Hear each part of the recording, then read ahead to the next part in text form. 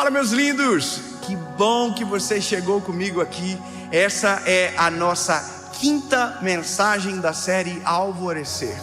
E eu tenho uma palavra de Deus para você. Eu sei que talvez você se assustou com o título, porque talvez é por isso que você conheceu Jesus, porque você tem mais medo do inferno do que desejo do céu. Mas eu quero, te dar uma palavra. Tem que ficar comigo até o final. Eu só quero te pedir um favor que é muito simples. Essa mensagem tem que ir o mais longe possível. E para isso, é só você curtir o vídeo. Não esquece de comentar, compartilha, manda para todo mundo.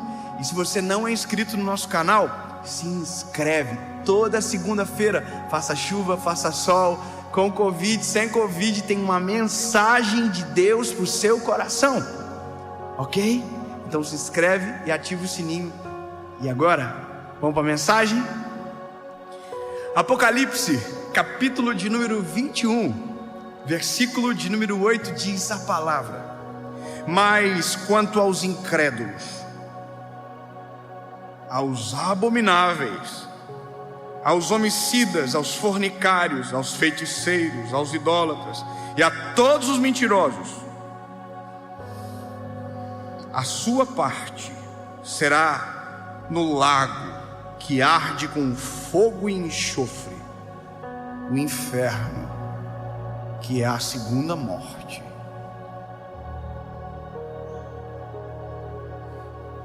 Todo mundo fica assim, Normalmente, quando a gente termina de ler uma palavra, um texto bíblico, ela sempre vem carregada de esperança. E a gente termina de ler e todo mundo faz aleluia! Mas você percebe que essa palavra, a gente fica assim: eu não quero ir para lá. Já viu? Eu sou muito cobrado. Eu já fui muito cobrado. Eu não sei se ainda sou, talvez. Muita gente desistiu. Quando eu comecei a ministrar, a pregar a palavra, as pessoas falavam para mim, para eu pregar sobre alguns tópicos. E um dos tópicos que me pedem é para que eu pregue sobre o inferno, sobre o sofrimento dos que não são salvos, a condenação eterna. E de verdade, todos os dias alguém me perguntava, quando eu parava para ver, e sempre tinha alguém: por que o senhor não fala sobre o inferno? Você tem algum problema? Todos? Eu não quero ir para lá. Eu tenho todos os problemas. Pergunta: você acredita no inferno? Óbvio. Eu acredito em Jesus, no Salvador. Logo também acredito no que é a condenação para aqueles que não recebem Jesus como Salvador.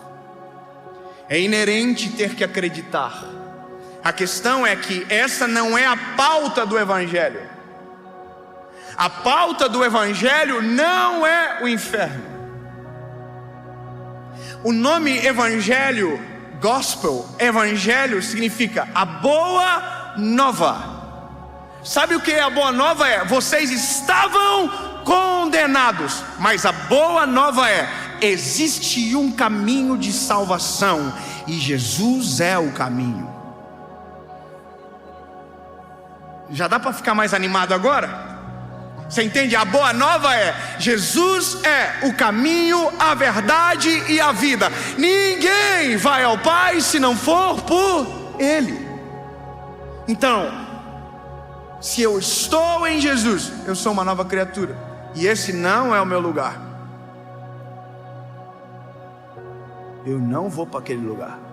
Mas eu preciso te dizer por que o nome dessa mensagem, por que eu falar isso hoje, agora, e por que falar isso para você. E eu vou te dizer algo extremamente importante.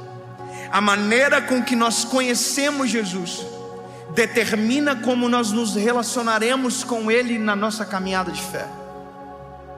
E eu fico muito triste, porque tem pessoas que tentam conhecer Jesus pela perspectiva do inferno. Eu vou te aclarear. Quem gosta muito que se fale sobre isso e me cobra sobre isso, quer que seja produzido um sentimento: medo. Sabe? Medo. Exatamente isso, medo. É como se eu pegasse alguém para pregar para ele, e ao invés de eu falar do amor de Jesus que salva, batiza, muda, leva ele para o céu, que faz ele se arrepender dos seus maus caminhos, ao invés de eu apresentar Jesus, eu apresento o diabo para ele. Eu digo: olha, esse é o diabo, essa é a condenação, esse é o inferno, isso é o pior que existe. Então, isso aqui é terrível. Haverá pranto, ranger de dentes, choro, a eternidade, o lago de fogo, o chifrudo, o garfo. E aí a pessoa vai ficar assim: ai meu Deus, eu não quero isso para minha vida, para onde que eu vou? Então, daí Jesus tem. Aí se você acreditar em Jesus, você não vai para o inferno. Só que se você não obedecer, você vai para o inferno. A pessoa: então eu vou obedecer, porque eu não quero ir para o inferno, eu quero Jesus. Entende? É um relacionamento de medo. É um relacionamento onde a religiosidade normalmente está acima da própria fé pura em Jesus, aonde tudo que você faz é para você não ir para o inferno. E eu lido com isso todos os dias. As pessoas me perguntam muito o que fazer para não ir para o inferno. Quer ver uma coisa engraçada? Eu abro as perguntas do meu Instagram. Sabe a caixinha de pergunta? Nossa, eu abro elas de vez em quando. E dá um arrependimento tão grande, porque é muita doideira, irmão. Vocês não têm noção. Eu só respondo assim o que dá para responder, mas tem umas cabulosidades assim que você fala: nossa. Às vezes eu dou até uma stalkeada para ver. A pergunta é muito doida. Eu abro para ver a pessoa. Sabe, eu vejo a pessoa falando: não pode, que essa pessoa é tão doida assim. Mas eu acho interessante porque a maioria das perguntas é: Dave, fazer isso é pecado? Porque parece que se condicionou a figura de alguém religiosa ou de um religioso, que ele sempre vai dizer para você o que você não pode fazer.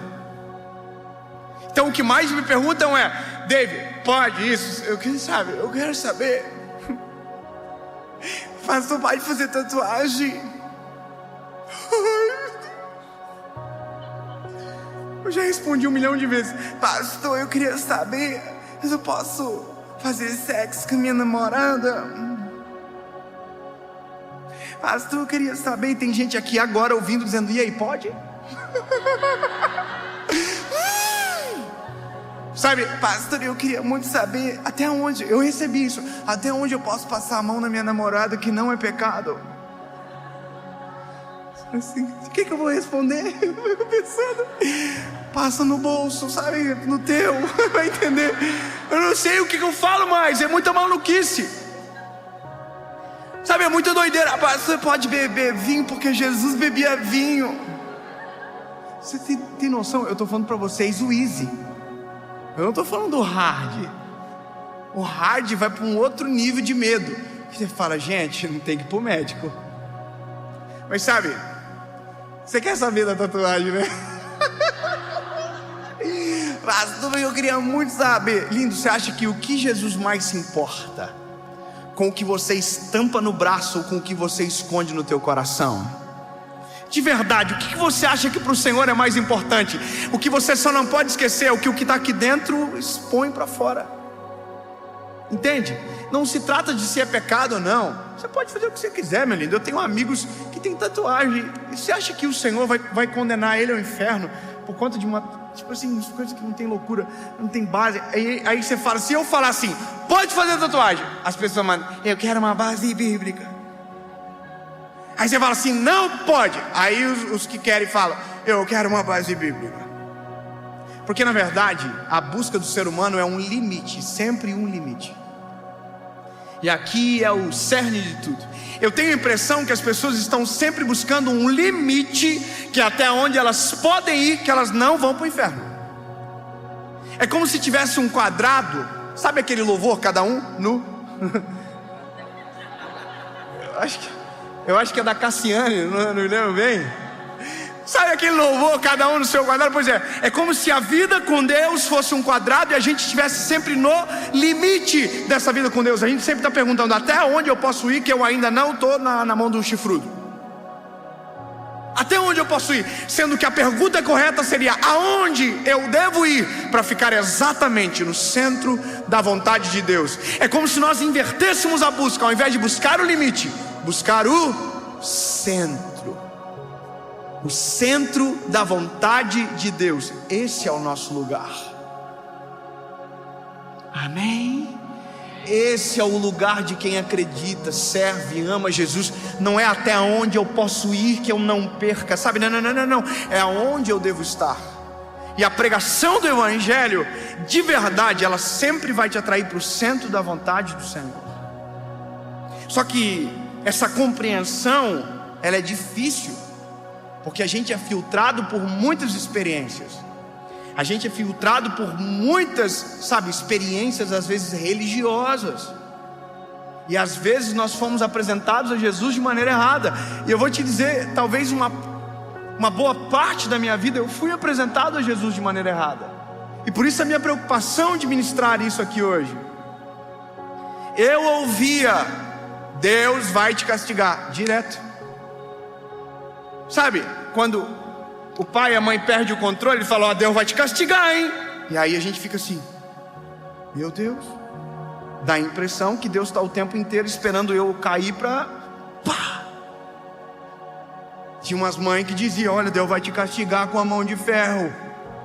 Caraca, mano, era um homem de ferro, Deus também. Você lembra quando a gente ria dos amiguinhos da gente?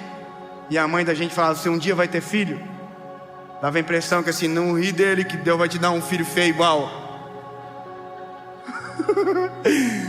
Irmão, eu sempre fui muito zoeiro quando eu era guri. Eu sempre era até hoje eu sou um pouco. Mas eu sou mais acomedido hoje, porque eu tenho muita gente que fica só de olho para ver se a gente vai dar uma vacilada. Mas quando eu era guri, a gente ria de alguém, irmão. O bullying na nossa época não existia. A vida era muito mais legal, irmão. A gente zoava todo mundo, também era zoado. Eu era apelidado de orelha de abonar defunto, de hélice, porque eu sou orelhudo. De verdade. O pessoal ia entrar na sala, o pessoal dizia, vento. Era eu entrando. Então todo mundo zoava todo mundo. Só que a minha mãe, se visse, ela falava assim, olha, um dia tu vai ter filho, hein? Quer dizer, parecia que Deus ia me culpar, sabe, em algum momento. Então perceba que a forma como que nós somos apresentados a Jesus determina como nós vamos nos relacionar com Ele. Eu me lembro que uma das histórias mais impactantes que eu ouvi quando eu voltei para o Senhor Jesus, quando eu tive um encontro com o Pai, foi um pastor, um pregador chamado Mário Gonçalves. E eu me lembro como se fosse hoje o dia que ele contou uma história, a história dos 3 pais. A história dos 3 pais que tinham uma missão de apresentar os seus filhos a Deus. Sabe? Então, os 3 pais tinham que percorrer um caminho de um vale, subir uma montanha, passar por um rio, e na montanha, no alto da montanha, Deus estaria lá esperando. Deus marcou um encontro que no outro dia os pais deveriam levar os filhos naquele lugar. O primeiro pai, quando soube do encontro, falou para o filho, olha só, amanhã você vai conhecer Deus, se arruma direito, lava a cara, escova bem o dente e dorme cedo, porque Deus não aceita quem chega atrasado. Aí o menino falou, meu Deus.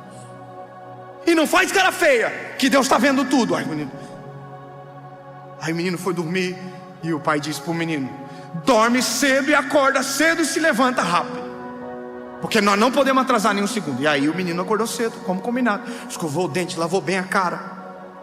E no caminho o pai ia dizendo,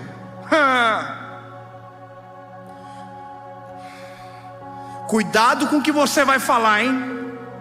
Outra coisa, sabe essa semana que você bagunçou? Se prepara, porque Deus não tem memória curta não. E o menino foi, meu Deus, morrendo de medo. Morrendo de medo. E o pai foi assustando quando passaram pelo vale. Essa aqui é a vida, ó. E Deus coloca a gente nessa vida aqui, porque Deus, Ele se alegra quando a gente sofre. Meu Deus. E o menino foi. Mas também chega a hora que Deus leva a gente para a montanha. O menino foi ficando desesperado. Bom, eu vou acelerar. Foi colocando medo, muito medo, até a hora que chegaram na montanha e Deus estava lá. E aí o pai, orgulhoso, porque tinha levado o seu filho, disse: Deus, aqui está o meu filho.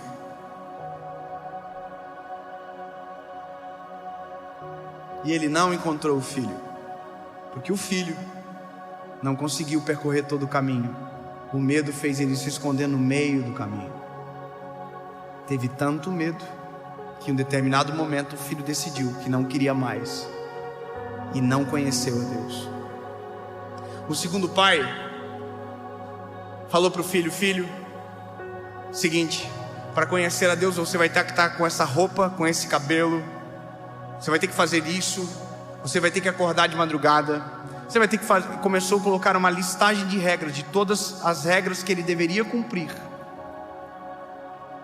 Uma lista de regras gigantesca, que cansaria muito o menino, mas que no final, se ele cumprisse todas as regras, aí então Deus iria se revelar ao menino. O menino cumpriu todas as regras, tentou, foi tudo que o pai havia mandado. Todas as regras foram respeitadas. Só que isso cansou demais o menino. Passaram pelo vale, pelo rio, pela montanha, todos os rituais foram feitos, tudo respeitado. E quando chegou, o pai, muito orgulhoso, disse: Deus trouxe meu filho, ele obedeceu todas as regras e agora ele está pronto para te conhecer. E o pai olhou para trás e disse: aqui está o meu filho. Quando virou para trás, o filho estava um pouco mais atrás, deitado e apagado de sono, dormindo. Cumpriu todas as regras, mas na hora de chegar até Jesus não tinha mais energia, estava morto de sono. Seguiu todos os padrões, mas no final os padrões roubaram todo o brilho do encontro e o menino preferiu dormir. O terceiro pai,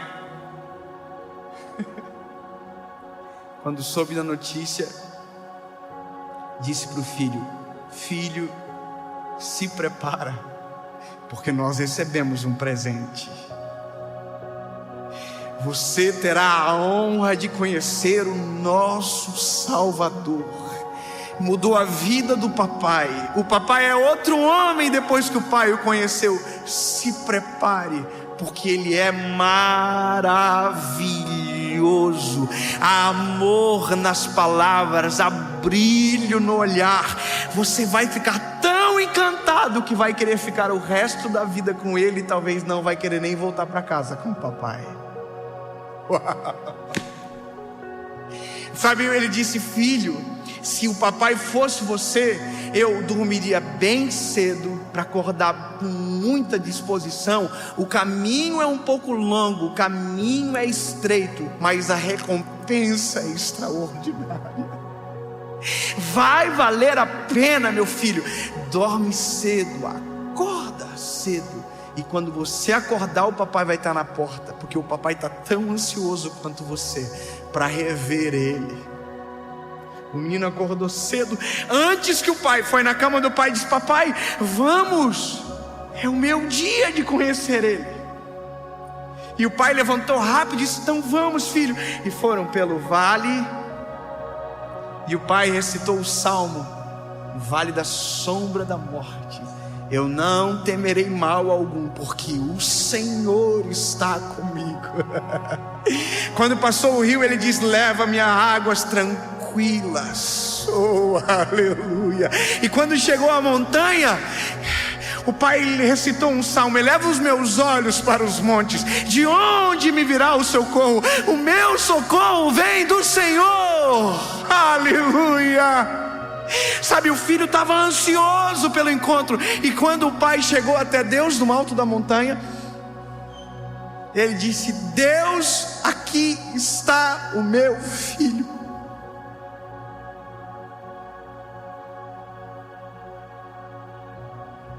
E quando ele voltou-se a virar, o filho estava agarrado nas pernas do Deus de toda a criação.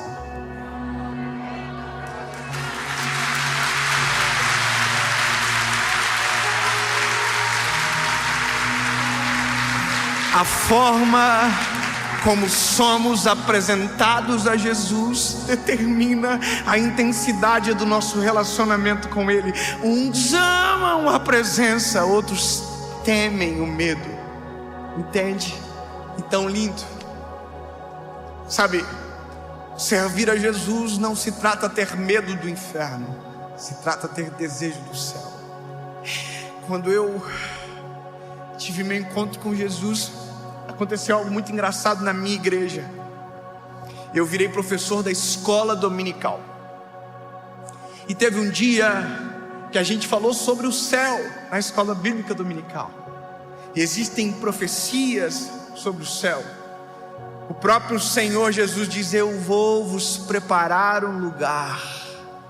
Ele está dizendo: eu vou vos preparar um lugar. A profecia diz: as ruas são como que de ouro. Uau! Nem olhos viram, ouvidos ouviram aquilo que está sendo preparado para nós. Uau! Sabe, foi tão gostosa aquela aula sobre o céu, que quando terminou, talvez você não conheça essa cultura, que é a cultura da minha igreja. Quando terminávamos a escola bíblica, subíamos para o ambiente da igreja, líamos o título da lição, que naquele dia era sobre o céu, o texto bíblico, que chamávamos de texto áureo, e aí quando líamos, no final cantávamos um louvor. E naquele dia eu causei na escola dominical.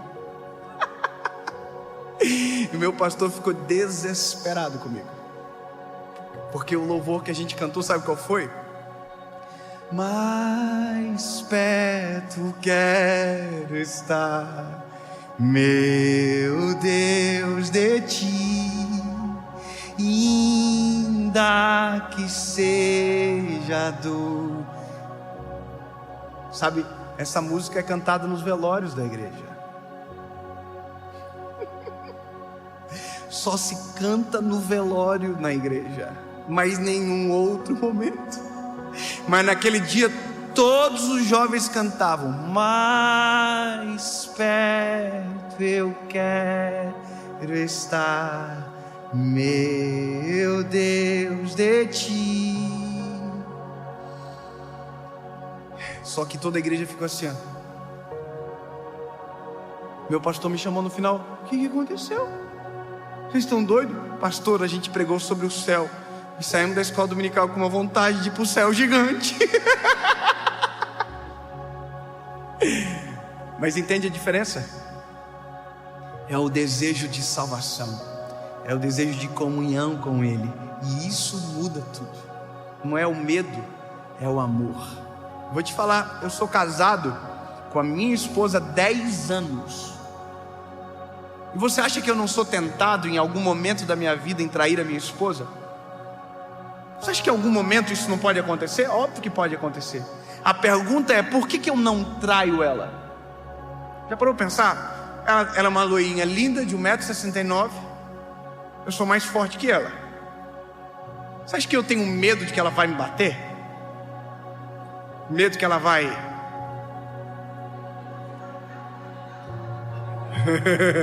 Você entendeu, né? Você acha que é medo? Não, é amor. Eu amo tanto ela, que eu não estou disposto a perder ela por um minuto de prazer com uma mulher estranha. Entende? Eu não faço porque tenho medo, faço porque amo tanto que não estou disposto a perder a mulher da minha vida. Com Jesus é igual. O pecado não é que eu não, sabe, estou morrendo de medo. Não, é porque eu amo tanto Jesus que eu não estou disposto em perder a minha comunhão com Ele por segundos que tirarão a paz do meu coração. Nunca se esqueça, não se trata do que é a condenação, ou não, é o que eu perderei em Jesus. Mais vale um dia na tua presença do que em outras partes 1000. Não é pelo medo, é pelo amor. Que a nossa geração seja a geração que ame Jesus, ame tanto que o obedeça, e que os seus princípios sejam os norteadores da nossa vida. Amém.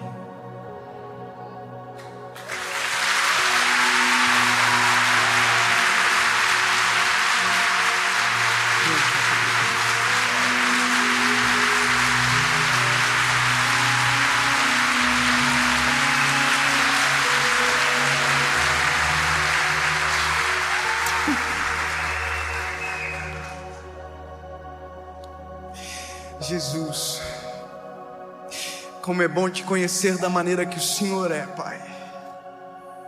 Não uma pintura feita por alguém, mas a essência, tua essência, Pai. Jesus, nós te amamos, e o nosso amor por ti, Senhor, é maior do que o medo. Obrigado, Jesus, por nos dar a honra, o privilégio de conhecer o teu nome. Nome que está acima de todo nome, Jesus. E nós nos rendemos aos teus pés. Não é por medo, é por amor, porque reconhecemos o preço pago na cruz do Calvário, por amor a nós, Jesus. Por amor a nós, Jesus, tu nos salvou, provou o teu amor, sendo nós ainda pecadores. Te amamos, Jesus.